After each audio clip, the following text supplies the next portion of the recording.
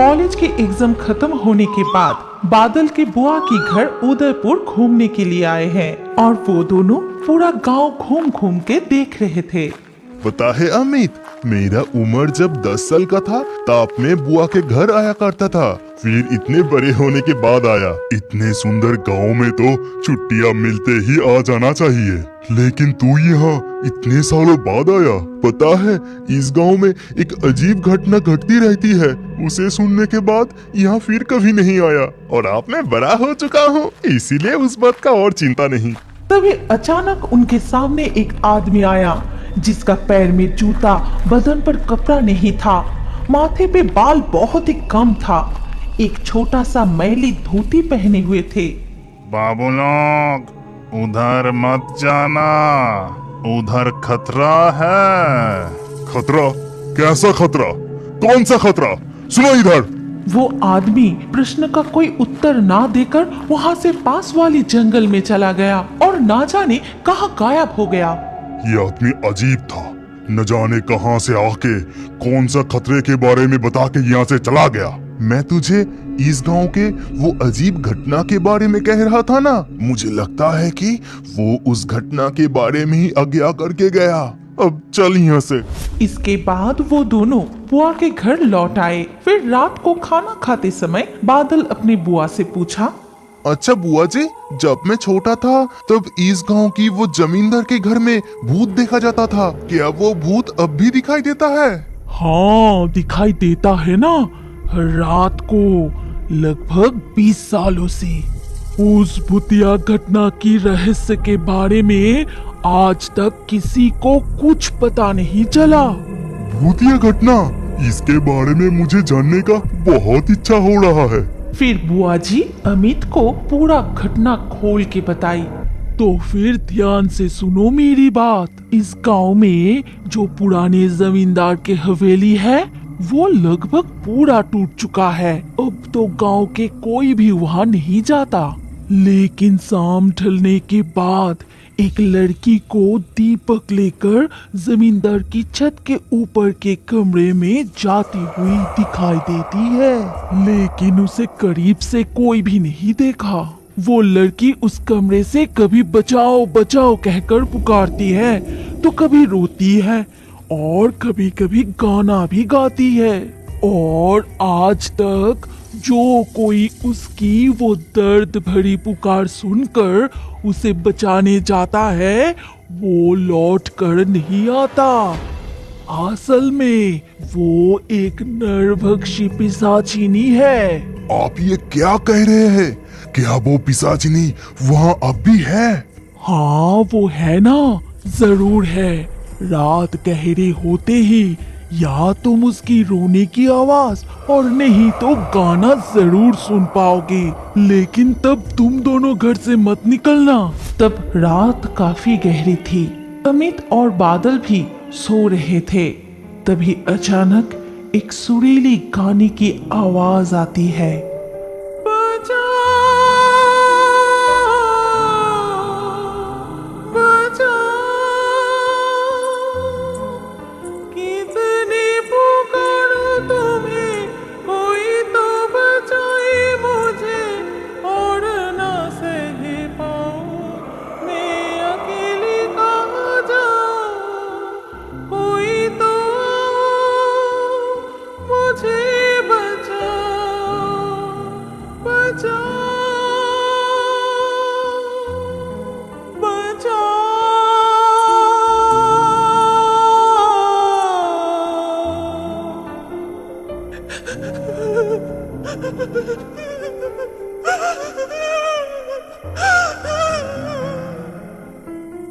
बादल, बादल, ए बादल, क्या तू वो गाना सुना? हाँ सुना है ना। कितनी डरावनी थी, लेकिन ऐसी आधुनिक युग में भूतिया घटना घट रही है। हम दोनों कल वो पुरानी हवेली देखने जाएंगे, ठीक है? वो सब ठीक है, लेकिन दिन के उजाले में जिधर मर्जी जाना। अब सो जाते हैं, चलो। और सुबह होते ही बादल की भाभी चाय की 2 प्याला उनके हाथ में देकर बोली, क्यों भैया, कल रात चुड़ैल की गाना सुना? सुना है ना, उससे बहुत डर गया था। हाँ, इसीलिए शाम के बाद गांव के कोई भी घर से बाहर नहीं निकलते। सारे गांव के लोग, पुलिस, कितने तांत्रिक आए, पूजा की, लेकिन कुछ भी नतीजा नहीं निकला। अगर कोई गलती से भी रात को वहां चले गए तो उसका सर कटा हुआ लाश मिलता है। ये सुनकर अमित को डर लगने की बजाय उसके जानने की इच्छा और भी बढ़ गए। फिर बादल को अपने साथ लिए उस हवेली के तरफ जाते हैं और हवेली के पास पहुंचकर चारों तरफ देखने लगे। उन्हें कहीं भी कोई नजर नहीं आया। चारों तरफ बिल्कुल सन्नाटा थी। अचानक उनके सामने कुछ उछल पड़ा। एक काले बिल्ली। अरे बाप रे, मैं भी डर गया था। चल लौट जाते हैं, ये जगह ठीक नहीं लग रहा है। अरे कुछ नहीं होगा, दिन के उजाले में चल हम अंदर जाके थोड़ा देखते हैं। फिर वो हवेली के अंदर गए और अंदर पूरा हवेली पेड़ पौधे से भरा हुआ था। चारों तरफ टूटे हुए हवेली के हिस्से बिखरे पड़े थे। अरे यहाँ तो कोई नहीं है, तो फिर उस तरह से गाना कौन गाती है? मुझे ये जानने की कोई शौक नहीं, तू यहाँ से चल। इसके बाद अमित और बादल वहाँ से लौट आए। फिर दोपहर को तालाब में बहुत मजे से नहाए। नहाने के बाद घर लौट के बुआ के हाथ के बने स्वादिष्ट खाना खाने के बाद अमित और बादल मिलके दोपहर को आराम से सो गए। लेकिन बादल जब नींद से जागी तब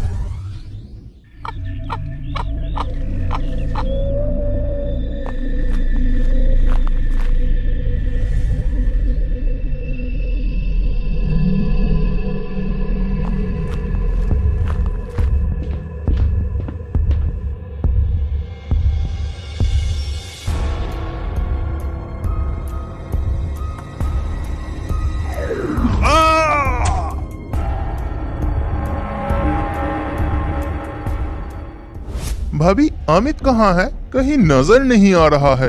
मुझे क्या पता भैया, मैं तो जानती थी कि आप दोनों कमरे में ही सो रहे हैं। भाभी के मुंह से ऐसी बात सुन के बादल घबरा गया। वो समझ गया था कि अमित कहाँ गया होगा। अमित बहुत बहादुर है, लगता है वो फिर से उस हवेली की तरफ गया होगा। बादल जितना जल्दी हो सके उस तरफ गया। तब शाम हो चुकी थी। चारों तरफ सन्नाटा। दूर कहीं से एक बगुला और मेंढक की आवाज आ रही थी, लेकिन अमित कहीं नहीं दिखाई दे रहा था। तब बादल ने सोचा, लगता है अमित तालाब की तरफ गया होगा, मैं फालतू यहाँ खोजने आया। फिर बादल तालाब के पास पहुंचा और वहां पहुंचने के बाद ये क्या, यहाँ भी नहीं है। कहाँ जा सकता है? कहाँ गया अमित? अमित, अमित, दोस्त अमित, मुझे बहुत डर लग रहा है। कहाँ है तू? लौट आ। फिर बादल अमित को पूरा गांव में पागलों की तरह इधर उधर ढूंढता रहा। देर रात तक ढूंढने के बाद भी उस रात अमित का कहीं अता पता नहीं चला। तुम इतना चिंता मत करो बादल, तुम्हारा भैया, पुलिस सब ढूंढ रहे हैं। अमित जरूर मिल जाएगा। भाभी, आज 3 दिन हो गए, अमित अभी भी नहीं मिला। लौट के अमित के माता पिता को क्या मुंह दिखाऊंगा? तुम जरा शांत होके बैठो भैया, मैं जाके तुम्हारे लिए पानी लाती हूँ। फिर भाभी कमरे से निकलते ही बादल भी कमरे से बाहर चला गया। इसके कुछ देर बाद बुआ जी, बहू, बादल कहाँ है? बहुत देर से उसे देखा नहीं। मुझे पता नहीं माँ, पर अमित को लेकर बहुत चिंता कर रहा है। हो सकता है अमित को ढूंढने गया है। उधर बादल फिर से उस पुराने हवेली की तरफ गया और वहाँ पहुँच के वो टूटे हुए हवेली की तरफ बहुत देर तक देखता ही रहा। तभी वो कुछ महसूस करता है और वो एक पेड़ के पीछे जाके छुप गया। अरे वो कौन है? उस दिन का वो आदमी है जो मुझे और अमित को इस तरफ आने के लिए मना कर रहे थे। दिखा जाता है कि वो आदमी उस टूटे हुए हवेली के अंदर चला गया और वहां से पूरी तरह गायब हो गया। काफी देर तक पुराने हवेली के अंदर से वो आदमी को बाहर ना निकलते देख बादल को मन ही मन शक होने लगा और वो वहीं खड़ा रहने का फैसला किया। फिर धीरे धीरे शाम की अंधेरा छा गया। तभी हवेली के तरफ से एक आवाज आई। अरे वो कौन है? वो औरत है, दीपक लेके सीढ़ी की ओर जा रहा है। क्या मैं उसकी पीछा करूं? नहीं, थोड़ी देर यहाँ और रुकता हूँ।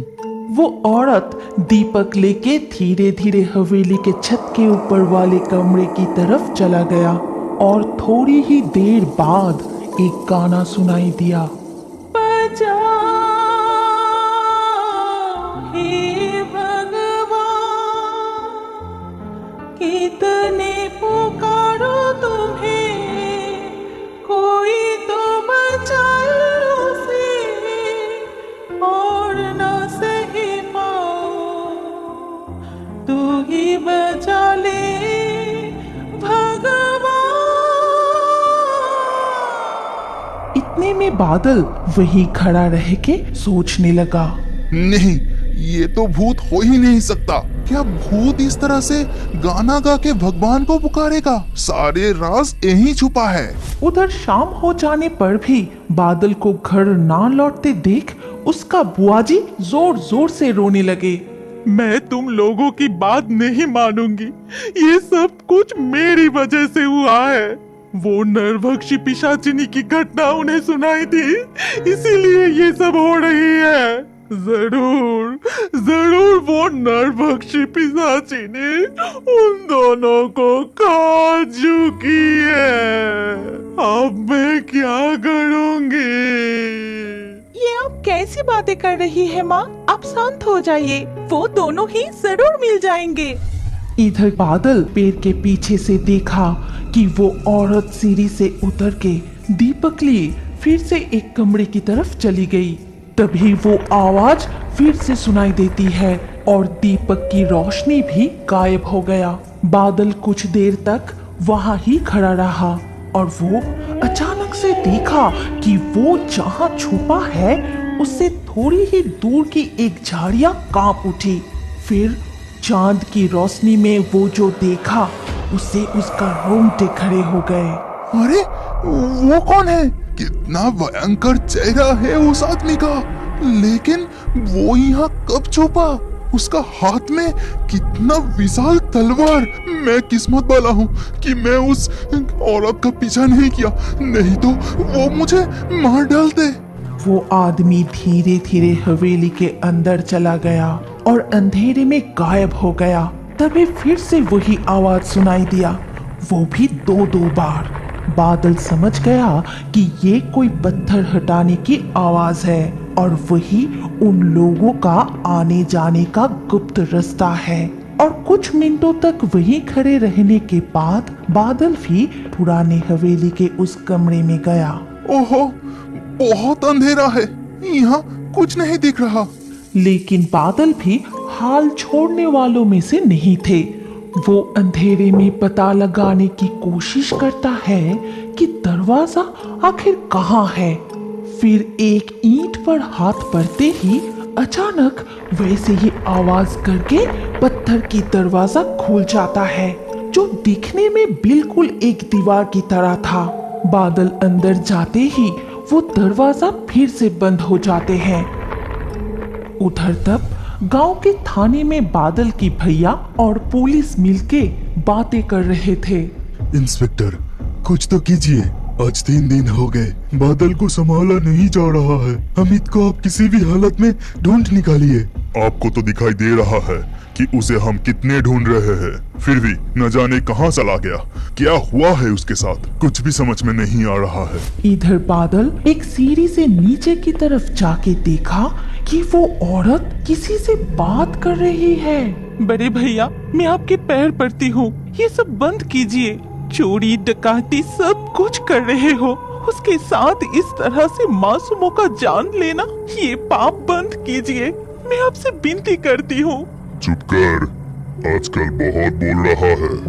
ये शहर का छोकरा हमारे बारे में सब कुछ जान गया है, उसे आप छोड़ नहीं सकते। इस अमावस्या में उसका बलि देंगे। कलिया, उधर का क्या हाल है?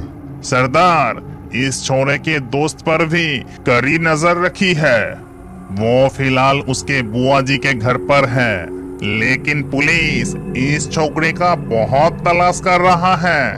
ठीक है, जितना चाहे वो तलाश कर ले, लेकिन इस पन्ना डाकू को कोई पकड़ नहीं सका। ये जंगल, गांव, गुप्त रास्ते सब कुछ मैं जानता हूँ। मेरा कुछ बिगाड़ नहीं पाएगा। तो बस चारों तरफ अच्छे से नजर रख। जी सरदार, आप चिंता मत कीजिए। फिर वो डाकू अपने साथियों के साथ सीढ़ी की तरफ ना आके गुफा के अंदर से ही और कोई दूसरे रास्ते से अंधेरे में गायब हो गया। तब गुफा में रह गया वो औरत और कालिया, मतलब वो काले आदमी। इसके बाद वो औरत एक खंबे के पास जाके कहती है, देखो तो किस तरह की खतरा मोड़ लिया। अब तो तुम्हें अपनी जान भी गंवानी पड़ेगी। तुम इस गुफा में आए ही क्यों? बादल तब भी छुपते छुपाते थोड़ा और आगे आता है। फिर उस खंबे की तरफ देखते ही पहचान लिया और मन ही मन कहा, अमित, वो तो मेरा दोस्त अमित है। वो जिंदा है, लेकिन उसको बांध के रखे हैं। तभी वहां मौजूद वो काले आदमी उस औरत से कहता है, दीदी, इतना दयालु होना ठीक नहीं, उसे मरना ही पड़ेगा। ठीक है, मैं अब पहरा देने जा रहा हूँ। ये कहते ही वो आदमी सीढ़ी की तरफ आगे आता है। तभी बादल भी एक खंबे के पीछे छुप गया। वो आदमी सीढ़ी से ऊपर जाते ही फिर से वही आवाज, वो भी 2-2 बार। बादल समझ गया कि वो आदमी भी गुफा से बाहर निकल गया। अब यहाँ सिर्फ वो औरत और अमित है। तब बादल उनके सामने आया। अमित, मैं बादल तुझे बचाने में आ गया। वहीं रुक जाओ, नहीं तो जान से मारे जाओगे। कौन मरेगा दीदी? आप तो मेरी माँ जैसे हो। आप हमें मार नहीं सकते, और यहाँ आपके अलावा कोई है भी नहीं। माँ? तुम मुझे माँ कह के पुकारा?